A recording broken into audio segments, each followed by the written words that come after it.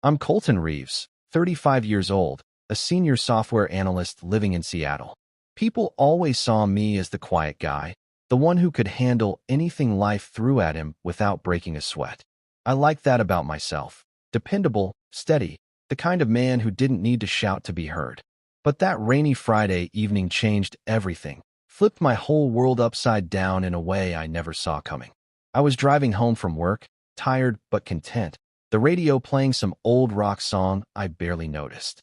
The rain was coming down hard, blurring the windshield even with the wipers on full blast. I stopped at a red light, sipping coffee from a travel mug, thinking about the weekend ahead, maybe a movie night with Mariah, my wife, if she wasn't too busy with her latest project. Then, out of nowhere, a loud screech cut through the air. I turned my head just in time to see headlights barreling toward me.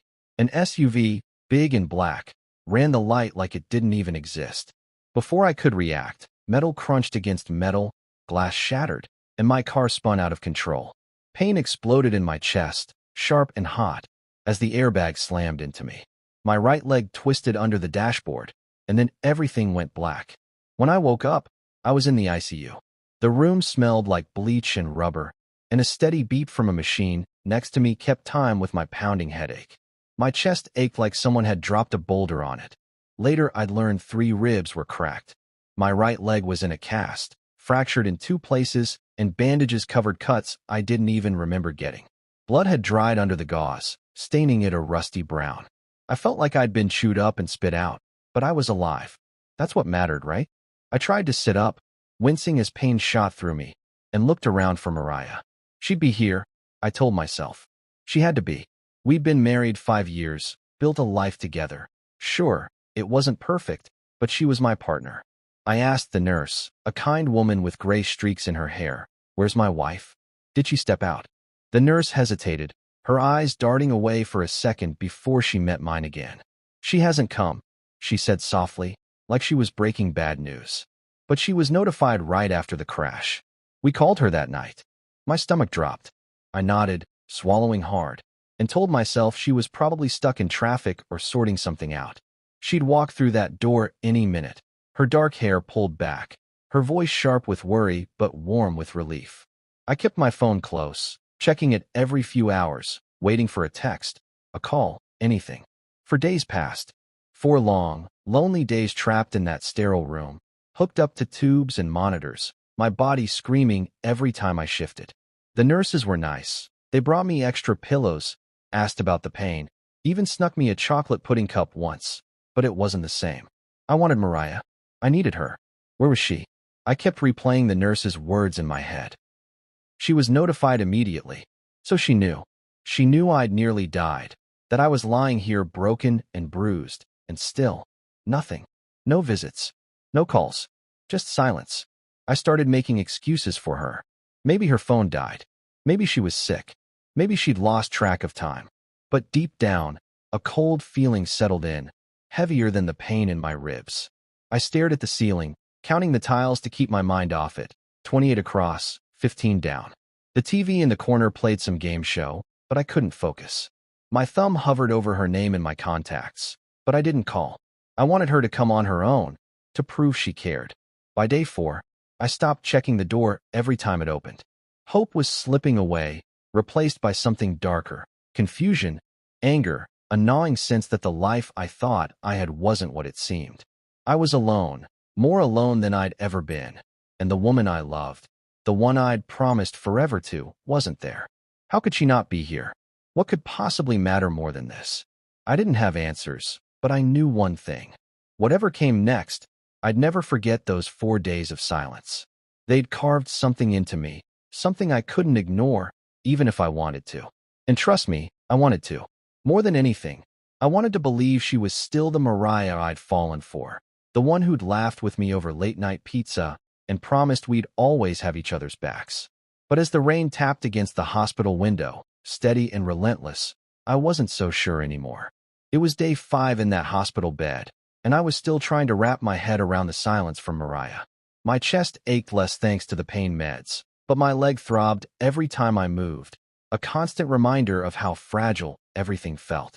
I was flipping through channels on the tiny TV, game shows, News, some cooking thing I didn't care about, when the door creaked open. I looked up, half expecting a nurse with another tray of bland food, but it wasn't. It was Teresa, Mariah's old college roommate, standing there with a small bouquet of daisies in her hands. She looked nervous, her blonde hair tucked behind her ears, her eyes darting around like she wasn't sure she belonged. "Hey, Colton," she said, her voice soft but shaky. "I saw the crash on the news. Figured you'd be surrounded by family by now." I forced a smile, even though it hurt to move my face. "Yeah, me too," I said, keeping it light, not wanting to spill how empty the room had been. She set the flowers on the table next to me, the petals brushing against a plastic water cup, and sat down. We talked for a bit, small stuff, like how her kid was doing in school, how work was going, but I could tell she was holding something back. Her fingers kept twisting the hem of her jacket, and her eyes wouldn't meet mine for long. Finally, she leaned in close, her voice dropping to a whisper, like she was afraid someone might overhear. "Colton, I don't know how to say this, but Mariah's in New York. She flew out to be at Kieran's award ceremony." The words hit me like a punch to the gut, harder than that SUV ever could. Kieran, my best friend since college, the guy I'd shared beers and late-night coding sessions with, was getting some big award, Innovator of the Year, or something like that. And Mariah, my wife, was there with him. Teresa kept talking, her voice rushed now, like she wanted to get it all out before I stopped her. I saw her on Facebook.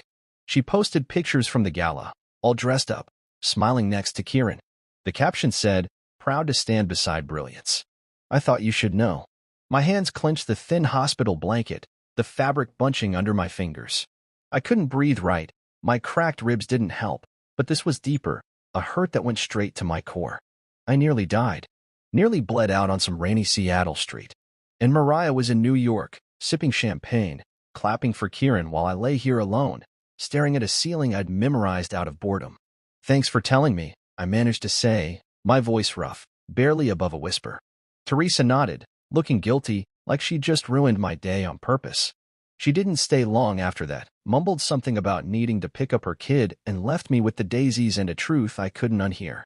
I grabbed my phone, hand shaking, and opened Facebook. There it was, right at the top of her page, Mariah in a sleek black dress, her hair swept up, standing next to Kieran in a tuxedo. He was holding a shiny award, grinning like he'd conquered the world, and she was beaming at him, her arm looped through his. The caption burned into my brain, "Proud to stand beside brilliance." Posted 2 days ago, while I was still hooked to and for, fighting to sit up without passing out. I scrolled through the comments, friends saying stunning, and so proud of you both, and felt my stomach twist. Both? She wasn't the one getting the award. She was just there. And I wasn't anywhere in her world.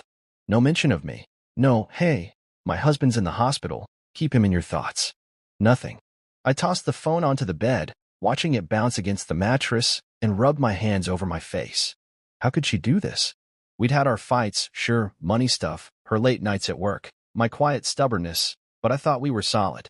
I thought she'd be here if I needed her, like I'd always been for her. I remembered the time she got food poisoning at her sister's wedding, how I held her hair back while she threw up in a hotel bathroom, whispering it'd be okay. Or when her startup tanked, and I worked extra hours to cover the bills, never once complaining. Where was that Mariah now? The more I thought about it, the angrier I got. Kieran's moment, sure, it was big. He'd been chasing that kind of recognition for years, and I was happy for him, or I had been. But I was her husband. I was the one she'd promised to stick by, through sickness and health, all that stuff we said in front of 100 people 5 years ago. And now, what? She picked a gala over me? A photo op over a hospital room? I wanted to call her, yell at her, ask what the hell she was thinking, but my throat was too tight, my hands too unsteady. Instead, I stared at those daisies Teresa left, their white petals mocking me with their cheerfulness. I didn't know what hurt more, the crash that broke my body or the realization that the woman I loved had just broken something else, something I wasn't sure I could fix. All I knew was I'd been lying here, waiting for her, convincing myself she'd show up any second, and she'd been laughing under bright lights, clinking glasses with my best friend. That was the truth I had to sit with, alone in that cold, quiet room, and it was heavier than anything the doctors could patch up. By day 5, I was still in that hospital room, the beeping machines and antiseptic smell my only company after Teresa dropped her bombshell and left.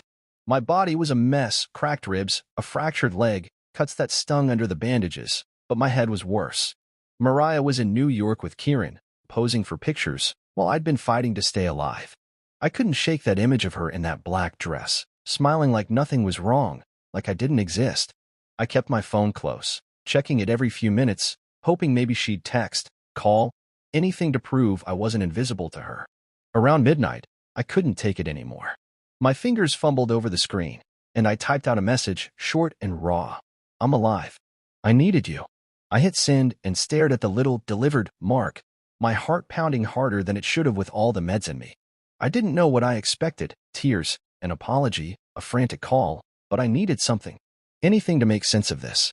Hours passed, the clock on the wall ticking past 2 a.m., and finally, my phone buzzed. Her name lit up the screen, and my stomach flipped. I opened it fast. Colton, I couldn't miss Kieran's moment. It was a career milestone, she wrote. Then, a second later, another. We couldn't be in two places at once. I read it twice, 3 times, my hands trembling so bad I nearly dropped the phone. That was it? That was her excuse? Kieran's milestone trumped me bleeding out in a wrecked car?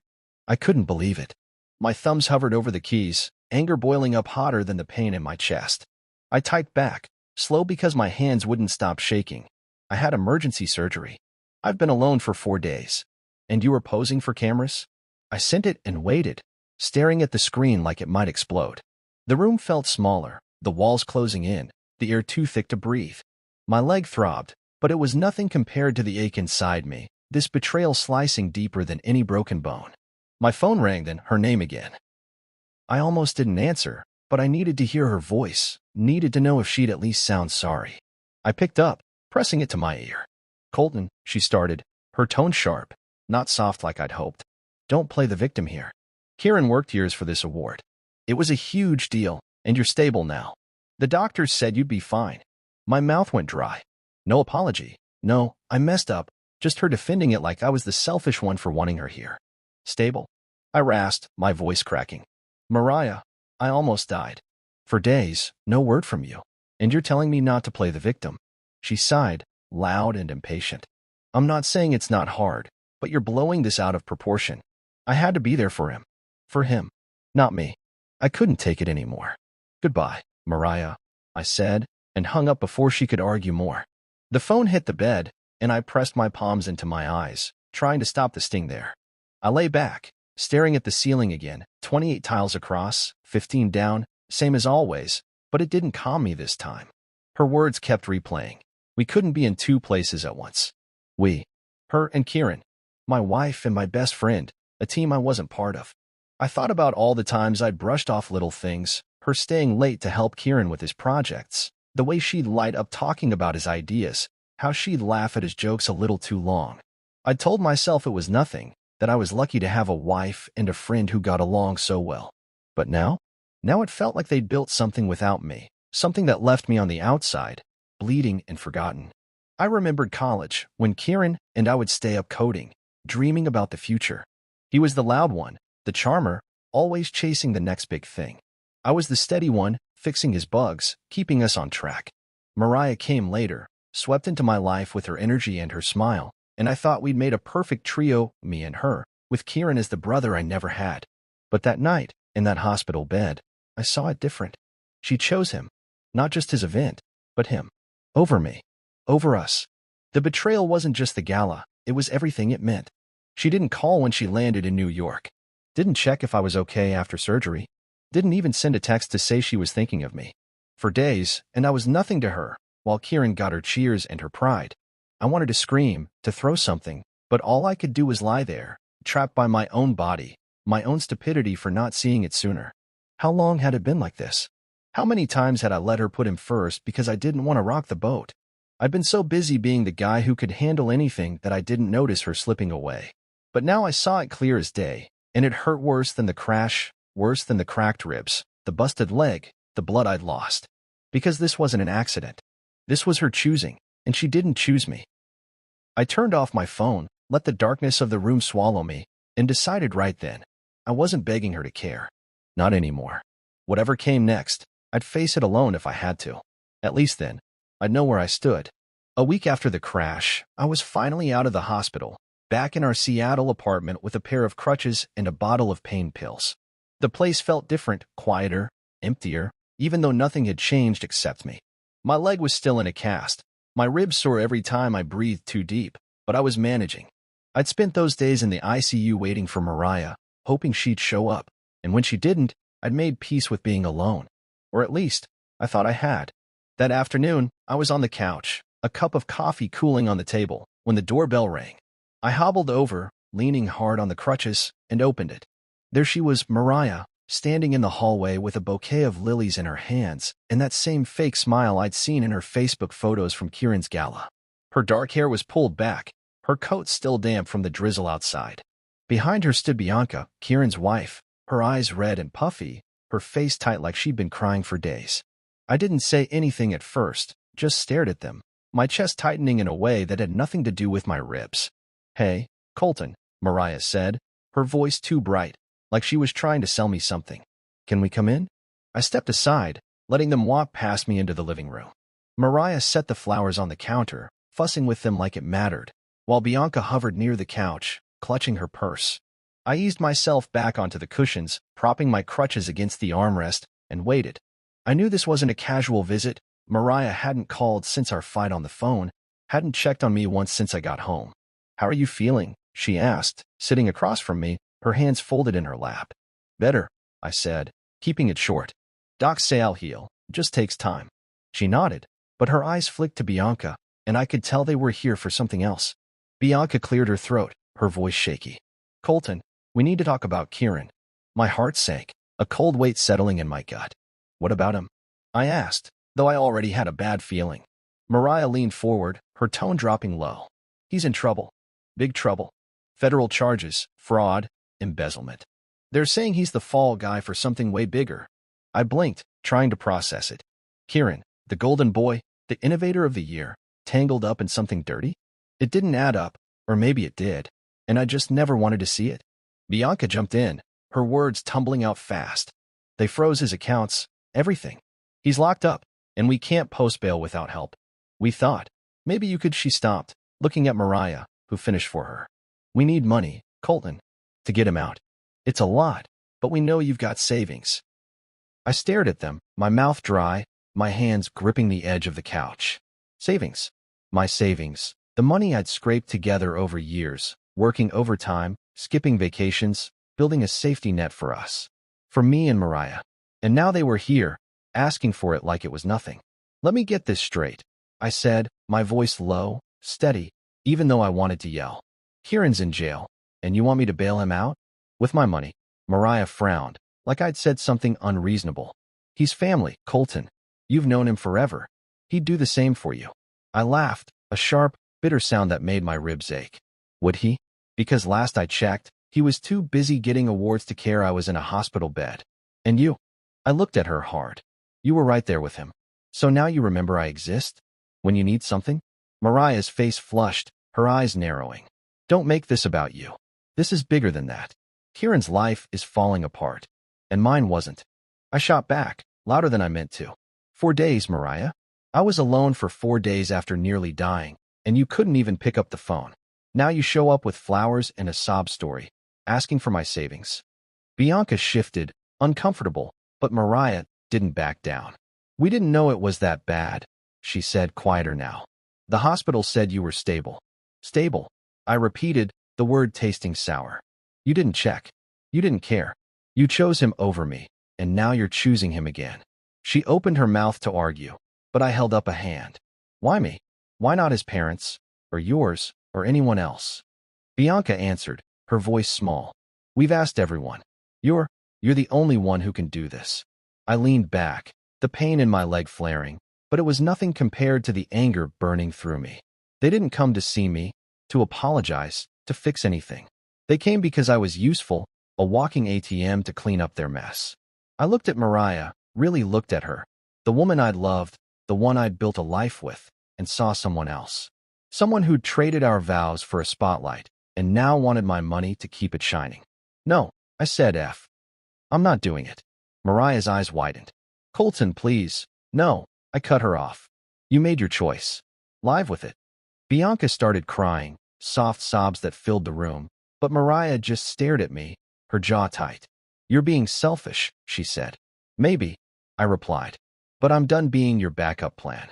They left after that, the lilies still on the counter, their sweet smell turning my stomach. I sat there, alone again, but this time it felt different. Not lonely, just clear. They could have their drama, their golden friend. I wasn't playing their game anymore. 2 days after Mariah and Bianca showed up asking for my savings, I was still rattled, hobbling around our apartment on crutches, trying to keep my head straight. The lilies they'd left were wilting on the counter, petals dropping onto the granite like little white flags of surrender. I hadn't touched them, couldn't bring myself to throw them out yet, even though every glance at them twisted my gut. I'd spent the morning on the couch, a cup of lukewarm coffee in my hand, staring out the window at the gray Seattle sky. My leg ached under the cast, my ribs groaned if I shifted too fast, but I was getting used to it, finding a rhythm in the pain. I thought I'd have some quiet, some time to think about what came next, maybe call a lawyer, figure out what this mess with Mariah meant for us. But quiet wasn't in the cards. Around noon, the doorbell buzzed, loud and insistent, like someone was leaning on it. I sighed, set the coffee down, and grabbed my crutches, wincing as I hauled myself up. I figured it was a delivery guy or a neighbor complaining about the trash chute again. I was wrong. When I opened the door, there they were, Mariah and Bianca again, standing in the hallway like they owned it. Mariah's face was red, her eyes blazing, and Bianca looked like she'd barely slept, her hair a mess, her hands twisting together.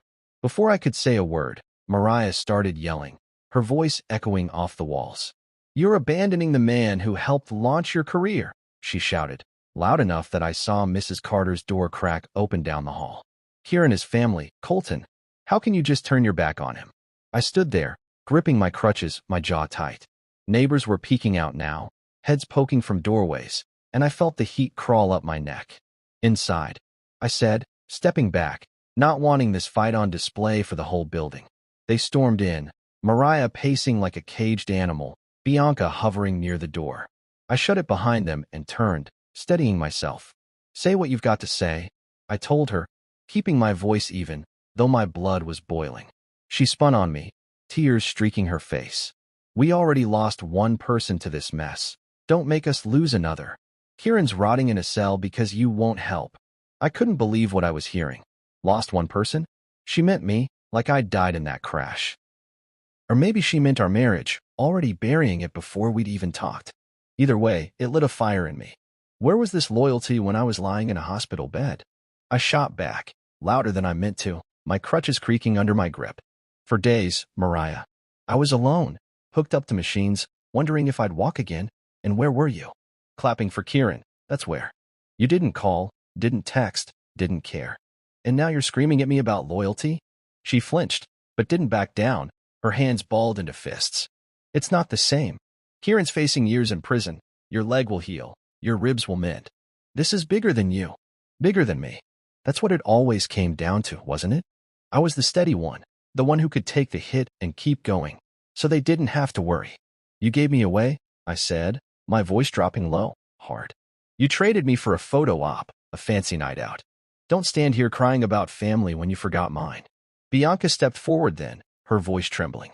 "Colton, please. We're desperate. He's all I've got." I looked at her, saw the panic in her eyes, and for a second, I felt bad. But then I remembered the silence, the empty hospital room, and it passed. "You don't get it," I said, shifting my weight, my legs screaming at me to sit. "I'm not your piggy bank. I'm not here to fix your problems because you say so. You both made choices. Mariah chose Kieran over me, and now you're choosing him again. That's on you."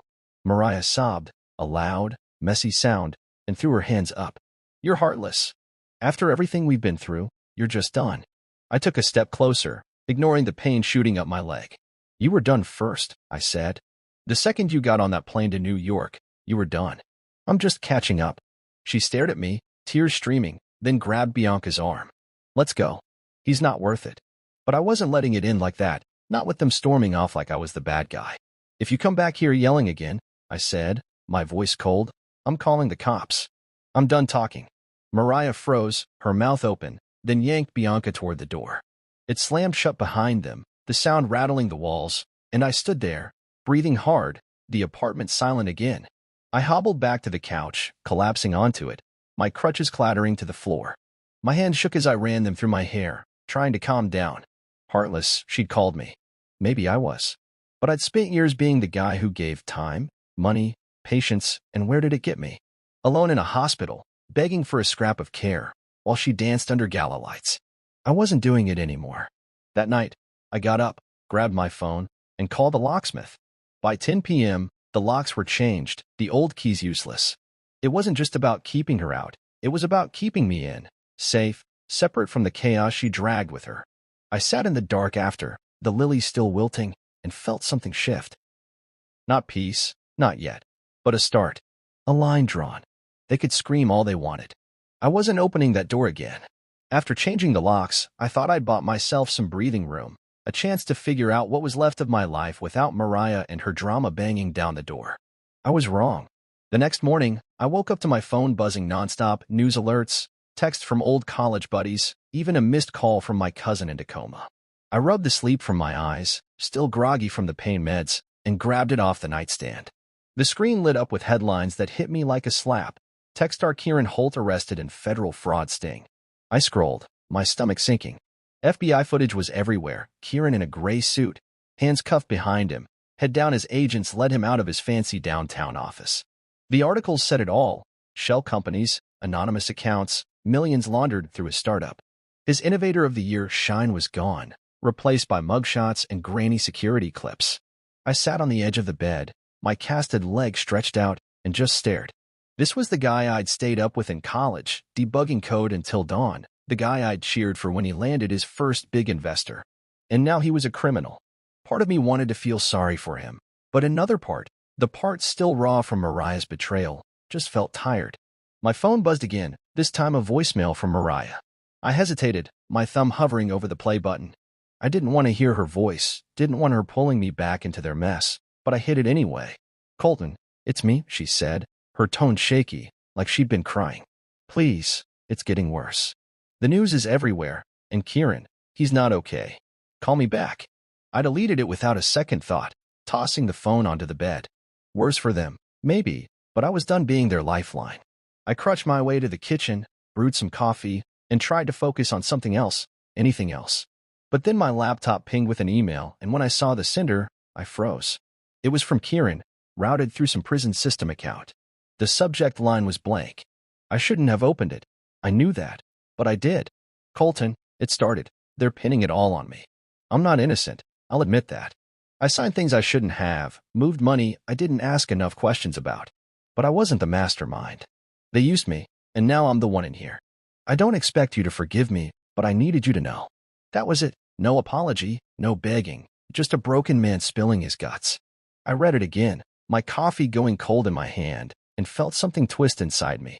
Not pity, not exactly, but a flicker of the old friendship we'd had, back before awards and galas and lies. I didn't know what to do with it. Kieran wasn't the guy I thought he was, not the genius, not the hero, but he wasn't some evil mastermind either. I sat there, staring at the screen, my leg throbbing, and wondered how it all went so wrong. We'd started out the same, two kids with big dreams and cheap ramen, but somewhere along the way, he'd chased the spotlight while I built a quiet life. And now here we were, him in a cell, me on crutches, both wrecked in our own ways. I couldn't just sit with it, though. I needed to know more. So I forwarded the email to Lauren Chong, a corporate attorney I'd mentored years back when she was fresh out of law school. She was sharp, no nonsense, and owed me a favor after I'd helped her land her first big case. I typed a quick note. "Lauren, take a look at this. What's your read?" Then I waited, sipping my coffee, watching the rain streak the window. She called me an hour later, her voice crisp over the line. "Colton, good to hear from you. Though I wish it was under better circumstances," she said. "I dug into the case after you sent that. Kieran's telling the truth, sort of. He's not the top dog. The feds have emails, paper trails, showing he was a cog in a bigger machine. Executives above him cooked the books, used his startup as a front. But he still signed off on dirty money, knew enough to be culpable. He's looking at serious time unless he flips." I leaned back, rubbing my forehead. "So he's screwed either way?" I asked. "Pretty much," she said. "He's a fall guy, but not a clean one. Best he can hope for is a deal. Rat out the big fish, cut a sentence. You thinking of helping him? I laughed, dry and short. No, just needed to know what I'm dealing with. She paused, then said, smart. Stay out of it, Colton. This is a mess you don't need. I thanked her and hung up, her words sinking in. Stay out of it. That's what I wanted, distance, a clean break from the chaos Kieran and Mariah kept dragging behind them. But it wasn't that simple. The news kept coming, headlines piling up, and every time I turned on the TV, there he was, my old friend, falling hard and fast. I couldn't help but watch, like a car wreck you can't look away from. Part of me wondered if Mariah was right, if I was abandoning him, if I owed him something for the years we'd had. But then I'd remember the hospital, the silence, her standing next to him while I lay alone, and the guilt faded. He'd made his choices. She'd made hers. I wasn't the one who'd fallen, they were. And I wasn't jumping in after them.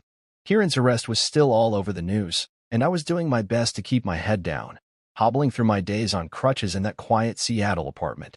The new locks kept Mariah out, and I'd ignored her voicemail, but the fallout wasn't done with me yet.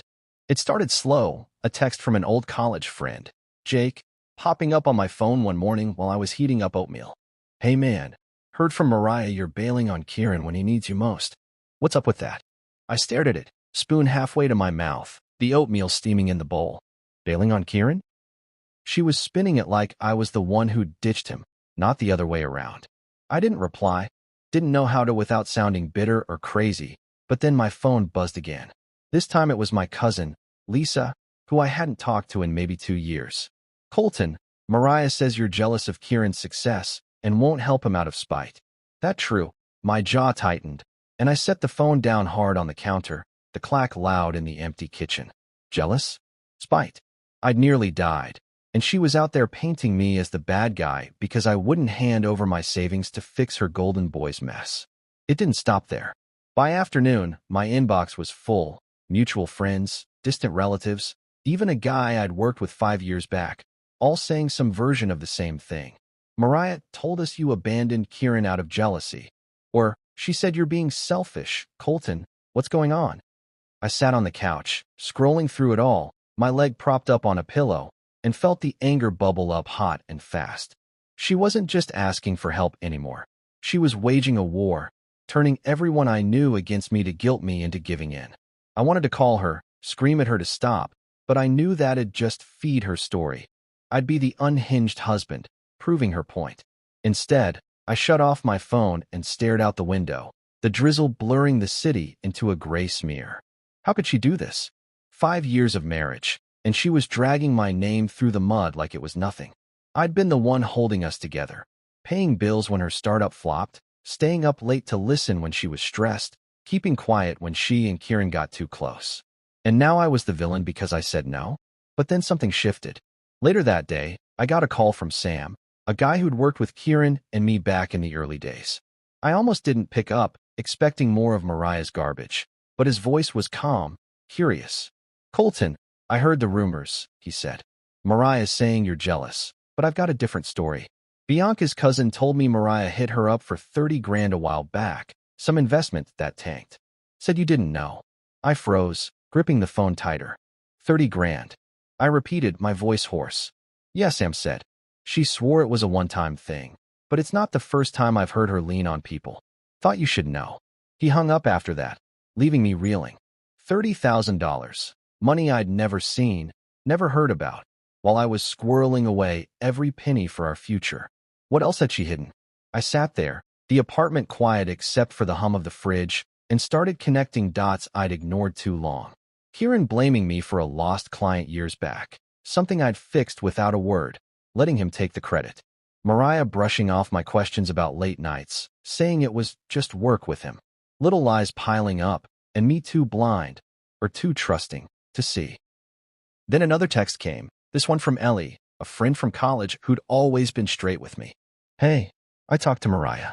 She's saying you're punishing Kieran for being successful, but I remember how he'd throw you under the bus to look good.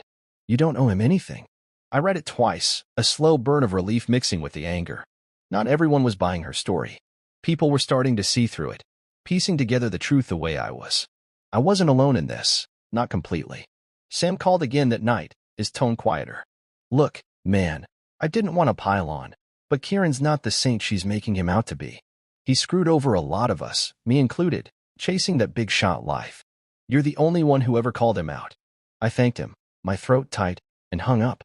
For the first time in days, I felt a crack in the wall she'd built around me. A few people, good people, were on my side, seeing what I'd been too loyal to admit.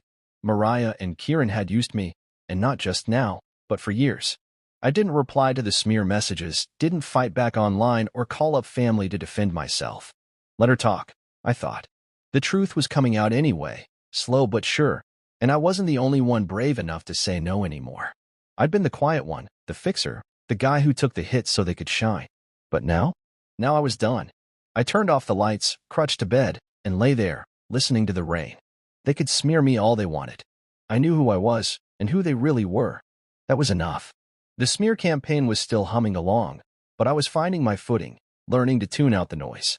My apartment felt like a fortress now with the new locks, a little island of calm in the storm Mariah and Kieran had kicked up.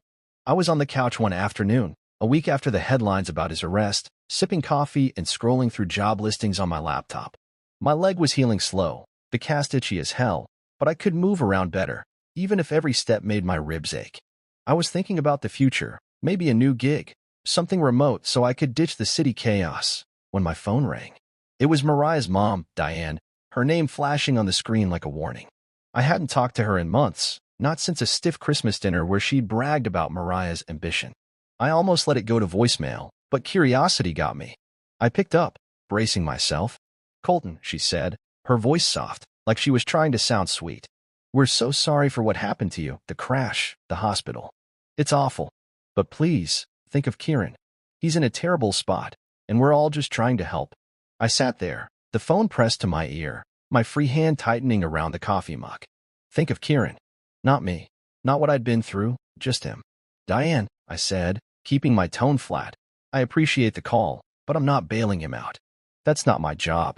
She sighed, long and dramatic, like I'd disappointed her. "I know things are rough with you and Mariah, but this is family. He's like a son to us, and you're part of that too. Can't you see how much they need you? Need me, or my money?" I set the mug down, the clink loud against the table. "I needed Mariah when I was lying in the ICU, alone for 4 days," I said, sharper than I meant to. "Where was she then? Where were any of you? I don't remember a single call from your family while I was counting ceiling tiles, wondering if she'd show up." There was a pause, a shuffle on her end, then her voice came back, quieter. "She made a mistake, Colton. She knows that now. But this is bigger than mistakes. It's Kieran's life." I laughed, a dry, tired sound. "Yeah, well, it was my life too. And I'm done being the guy who pays for everyone else's choices." She tried again, pleading, but I cut her off. "Tell Mariah I said no." Again. "Goodbye, Diane." I hung up, my hand shaking a little, and tossed the phone onto the cushion beside me. The nerve of them, acting like a quick, sorry, fixed everything, like I'd just forget and open my wallet. That wasn't the end of it. Later that day, my phone buzzed with a text from Mariah's dad. Paul, short and blunt. "Colton, step up. Kieran needs us." Then another call, this time from Bianca, her voice cracked and desperate. "Please, Colton, just a loan. We'll pay you back." I stopped answering after that, letting the calls pile up in voicemail, the messages stacking unread. Everyone was the same: guilt trips, tears, pleas to think of Kieran. But all I could think about was that hospital room, the silence, the way Mariah's Instagram glowed with gala photos while I stared at 4 drips. They didn't care then, and I didn't know them now. I'd spent years being their safety net, covering bills, smoothing over fights, letting Kieran take credit for my work, and I was sick of it. Sick of being the ATM they hit up when the spotlight dimmed. So I made a move. I grabbed my laptop, logged into our joint accounts, mine and Mariah's, and stared at the numbers. Years of my savings, a chunk of it built while she chased dreams that never paid off. I wasn't letting her touch it, not after this. I called my bank, spent an hour on hold, then talked to a guy named Greg who sounded bored but helpful. "I want to close the joint accounts and move my money," I told him. "Everything I put in, I'm taking out." He walked me through it: forms, signatures, a notarized letter since Mariah wasn't there to sign off. I didn't care how long it took. I was done sharing. By the next day, I drained what was mine, canceled the shared credit cards, and set up a new account she couldn't touch. Then I called a lawyer friend, Mark, who'd handled a contract for me once. I need a trust, I said. Something legal, locked tight, so my savings are mine. He didn't ask too many questions, just said, give me a week. I'll draw it up. A week later, it was done. My money safe, untouchable, a wall between me and their begging. I wasn't just cutting ties. I was sealing them off, welding the doors shut so they couldn't claw their way back in. When Mariah called that night, screaming about the closed accounts, crying that I'd ruined her, I didn't argue. You chose this, I said, calm and cold. You picked Kieran over me, over us. I'm picking myself now. She hung up, and I sat there, the apartment dark except for the glow of my laptop. For the first time in years, I felt lighter, not happy, not yet, but free. They could keep calling, keep pleading, but I wasn't their fix anymore. I'd thought of Kieran, of Mariah, of everyone else long enough. Now it was my turn, and I wasn't giving that up for anyone. The dust was settling, or at least I hoped it was. I'd locked my savings away, shut down the joint accounts, and stopped answering the endless calls from Mariah and her family. The apartment felt like mine again, even if it was still full of her stuff, clothes in the closet, a half-empty bottle of her perfume on the dresser. I was healing too, slow but steady. My ribs didn't ache as much, and I could crutch around without wincing every step. One morning, I turned on the TV while brewing coffee, and there it was, Kieran on the news again. He cut a deal with the feds, named the real players behind the fraud, some slick executives who'd used him as their front. The anchor said he'd get 1 year in prison, 2 years of community service, no fine. A slap on the wrist, all things considered. I stood there, mug in hand, watching the footage of him leaving court, head down, no cameras flashing this time. Part of me felt a twinge, relief, maybe, that he wasn't buried under decades, but mostly I just felt done. His fall was his own, and I wasn't picking up the pieces. That night, my phone rang. Mariah's name lit up the screen, and I almost didn't answer, but something made me pick up. She was sobbing, her voice thick and broken. You ruined everything, she said, the words tumbling out between gasps. Kieran's deal doesn't fix this. We're done, Colton, because of you. I leaned against the counter, the cool edge pressing into my back, and let her talk. She didn't ask for money this time, didn't beg, just unloaded all her anger, her grief, like I was the one who'd landed them here. You could have helped, she said. You could have been there for us. I waited until she stopped, her breaths ragged over the line, then spoke. You were never there for me, I said, quiet but firm. Not when it mattered. You don't get to blame me for that. She didn't say anything, just hung up, the silence sharp and final. A week later, an email came. We lost our home. Kieran's name is ruined. I hope you're happy. I read it once, then deleted it, the words fading into nothing. Happy? No. But I wasn't drowning in their mess anymore, and that was enough. I needed out of the apartment, out of the city, out of the life that kept pulling me back to them. So I started looking, scrolling real estate sites late into the night, my laptop glowing in the dark. I found it by accident, a small condo near the coast, an hour from Seattle, tucked in a quiet town where the fog rolled in thick every morning. It was simple, 1 bedroom, a tiny deck, a view of the water if you squinted past the trees. Affordable, too, with my savings safe in that trust. I called the agent the next day, a cheerful woman named Pam who didn't ask why a guy on crutches wanted to move alone. It's a steal, she said. Needs some paint, but it's solid. I drove out there on a Saturday, the rental car rattling over potholes, my legs stiff from the trip. The place smelled like salt and pine, the walls bare and beige, the deck creaking under my weight. It wasn't much, but it was mine. I signed the papers that afternoon, handed over the deposit, and felt a weight lift, like I'd finally exhaled after holding my breath too long. Moving was slow. I packed what I could, left most of Mariah's stuff behind, let her figure out what to do with it. The furniture stayed too. I didn't want reminders. By the next week, I was in the condo, my crutches propped by the door, a few boxes stacked in the corner.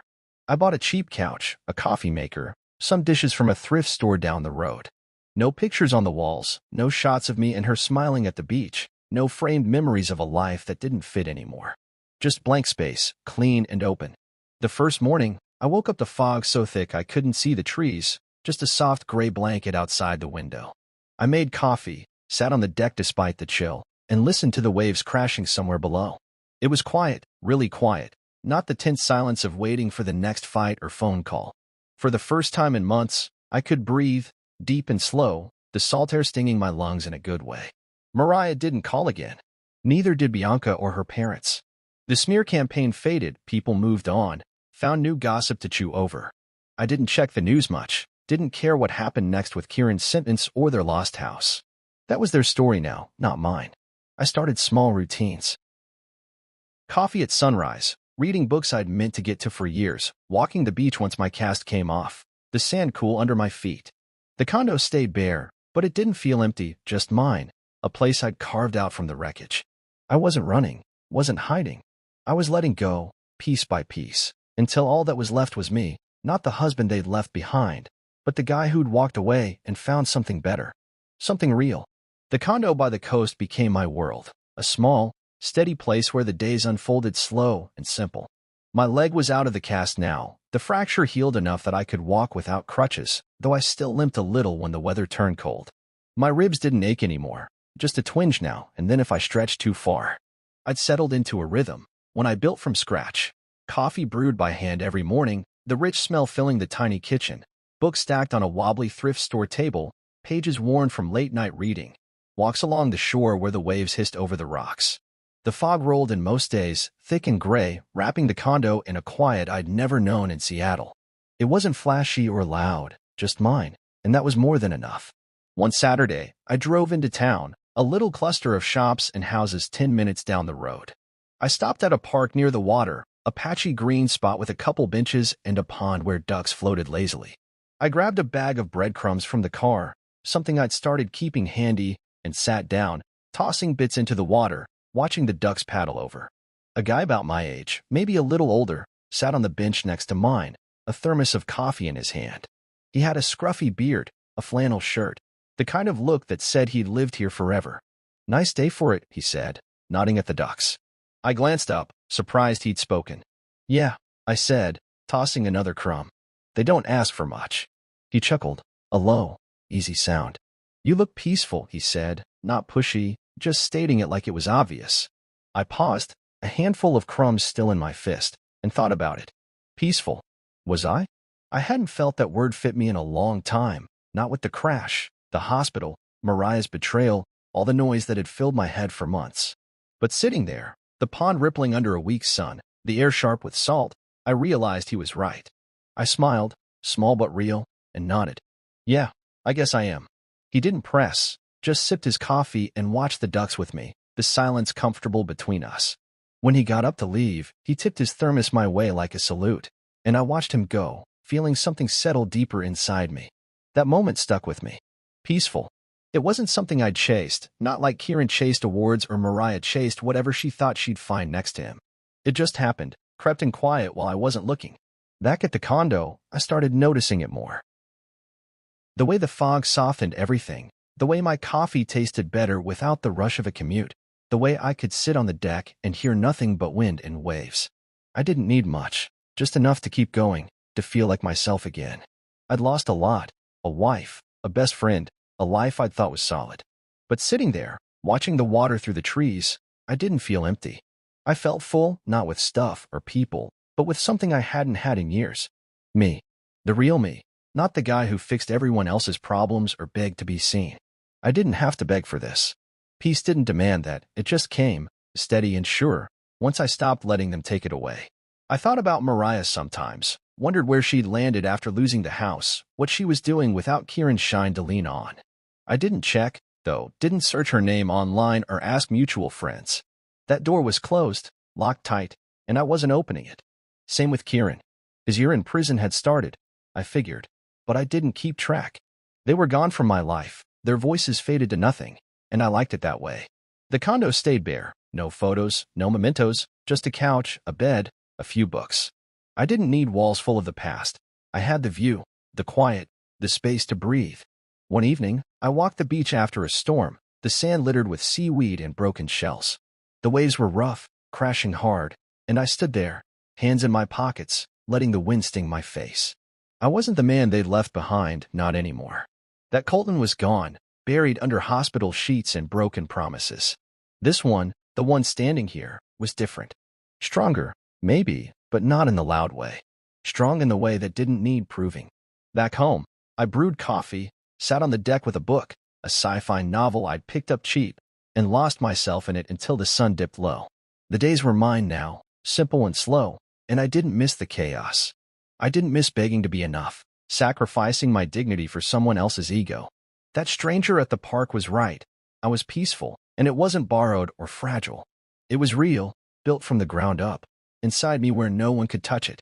I wasn't hiding out here by the coast. I'd found home, not in a place, but in myself. And that, I knew, was worth more than anything they'd ever taken.